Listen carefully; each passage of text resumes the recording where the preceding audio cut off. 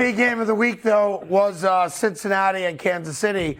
And you could probably speak this a little bit, certainly better than we could. Sometimes, for no reason at all, you guys just have another team's number. Right. Yeah. Oh yeah. I think maybe the Raiders was that for you guys back in the day. Yeah, I was 11-1 against them, right. but I don't. I remember. But for whatever reason, you guys just owned the Raiders when you played, right? Because we were better. But yeah, go ahead. I mean, there was a reason. Yeah. Okay. Well, at least better. we know that there was a reason. Okay. Okay. Good. It seems like there's a reason that the Cincinnati Bengals have the Kansas City Chiefs number. They beat them again yesterday. Another close game, but they find a way to win. Yeah, well, their quarterback's got giant clackers. I mean, that's really what it comes down to. Fair enough. He got giant clackers. Yeah. That dude, he is all balls. Yeah. Like, he just will stand in the face of pressure. He has no fear. And they don't, you're right. There's sometimes you just match up with another team, and they match up with Kansas City. They are not afraid of Kansas City, and he will stand like that in the face of pressure, deliver the slant right there. I mean, that is just a dude that has zero fear. Yeah, and he's also got some good guys who's throwing the ball. There's no question about it. And then the defensive side of the ball, I mean, they've really built their football team. They have really done a great job in the draft, building their football team on the offensive side of the ball. Not that they have it on defense as well, because they've got some great draft picks on defense, but they've also really spent their free agent money constructing a defense. So they've got a defense, and they went out and got guys like Hendrickson. They went out and got DJ Reader. They went out and got good football players up front. They built their team. It's a real interesting football team. It's still based, though, on one guy, obviously, and that guy is Patrick Mahomes. I want to show you this touchdown because, he was debated whether or not he crossed the line, and clearly he did. But he pulled a little Superman action. Show the Mahomes touchdown scramble, and this is a key part of the game. It actually gives the Chiefs the lead. Whoop. Yeah. Nice. Now, for some reason, he fumbles the ball after he crosses the line. Clearly a touchdown. And he's lucky to get his knees taken out from under him there. But that's a gamer. That's a dude balling out. Right? That dude he's a unicorn. He's a freak show. That's also something that my quarterback couldn't do yesterday, because if Mike White wasn't flat-footed, he would have done that one of 8 different times possibly and given the Jets the win against Minnesota. So when I see Patty Mahomes doing it, it reminds me of what my guy can't do. Right. But that's just it. Your guy can't do it. I know. Don't be mad at him because he's not the same athlete. No. Come on, man. He did do it yesterday. He fought for a 1-yard gain. He got himself a red zone touchdown. It was like playing shuffleboard. It was like, come on, Morty. It's the same. We're going to cross the goal line. Come on. It's the same result just because he didn't dunk it in. It was embarrassing. It was what it was. We'll get to more of the Jets and their failure to beat Minnesota. Let me give you T. Higgins, big part of this game yesterday. Huge third down catch to keep a drive alive. You guys want to show that real quick?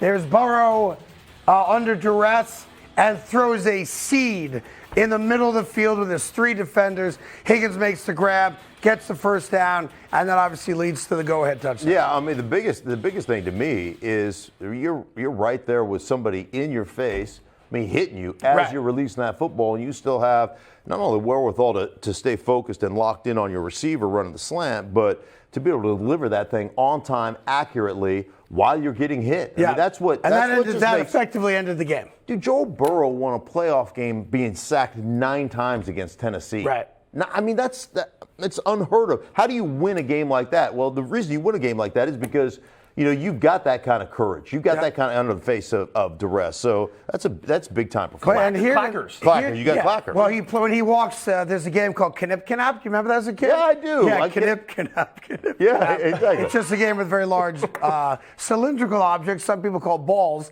on a string, and you go Knip Knap, Knip Knap. Oh, yeah. Remember that? Yeah, exactly right. Yeah, I got you. All right. Anyway, here's the craziest thing. What did I just watch? You could make you're not old enough to remember Knip Knap. No. Yeah. It was 2 ceramic balls, and you'd hit them up, and you'd hit them down. Yeah. And it would make a sound, knip, knop, knip, knop. Right. We all went to the soda pop shop to play jacks. That's how you guys sound. I was a badass jacks player. Don't get me started on jacks. Oh, man. Don't get me started on jacks. All right, and by the end of the show, I may teach you how to play spades, too. All right, now, here's the question. The Bengals, there's no guarantee they even make the playoffs. They're tied with the Ravens right now on top of the AFC North. We all kind of view them as a playoff team, but they're not there quite yet. And yet I could make an argument that if the Bengals get in, there's as good a chance as anybody to make another run to a Super Bowl. Well, they went to the Super Bowl last year as a 4th seed. I mean, if they get in, they're just one of those teams that nobody wants to play. Correct. They have so much talent on the offensive side of the football. The one issue that they've had over time is they can't block people. And all of a sudden, that has become, and you said this early in the show, but you're 100% right. We don't even talk about that anymore. Right. Like, they've solidified as a group up front. And that was no joke. Like, the first 2 weeks of the year, he was the most bothered quarterback or rushed quarterback in the league. And everyone's like, listen, you ain't winning games like that. You know, they lost to the Steelers in week 1. Right. And, boy, the Bengals, you talk about, the quote-unquote Super Bowl hangover, which I think is BS. But all of a sudden, week 4 I would know I won all my Super Bowls, so I didn't have any. The question is, how'd you do the next year? Won again. I won back-to-back Super Bowls, so apparently I did really well. One of them I won single-handedly. I don't even like to talk about it because it sounds like bragging. Yeah, it does. Yeah. And here's the problem with Schlereth being here. I got nothing to say. Like when Greg Jennings is here, he won 1. All right. Yeah. 1 more than me. Yeah. Anybody can do that. Right. When you've got 4? 3. 3, 4, 2 different franchises. Yeah, I got nothing to say. So I just go like that and come up with another Illuminati story to tell everyone. Hoping that it works. All right. Just put up that AFC playoff picture again. Here's the reality. The Bengals aren't in yet, but whether you could flip-flop them, of course, and the Ravens, record-wise, they're the same. Ravens have the tiebreaker right now. Either way, they have a 2-game lead over 8th place.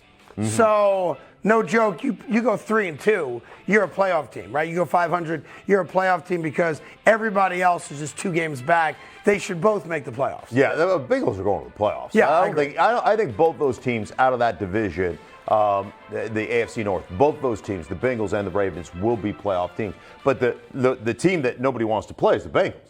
Like, the Ravens don't scare you nearly as much as the Bengals. Especially because defensively, for whatever the reason is, they give up every lead in the 4th quarter. You're never too far out of it against them. And their offense isn't dynamic enough to really put their foot on your throat and put a game away. I just don't think – I think that they have to be balanced on the offensive side of the ball. They've got to be able to run the ball. They can't throw themselves into a football game.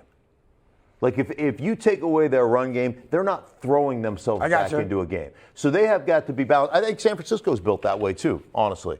I think if they run the ball well and they control the line of scrimmage, they'll set up their play action. They'll get their one-on-ones because you got to bring safeties down. You got to bring people down to defend it, right? And now I'm getting one-on-ones on the outside. That's how they're built. When that doesn't happen, they're just not good enough in the passing game to get it done. Hey there, thank you so much for watching The Carton Show. You can subscribe right here to get all the latest bits and segments from the show. And by the way, while you're at it, we have a lot of great shows on FS1, so check them out too.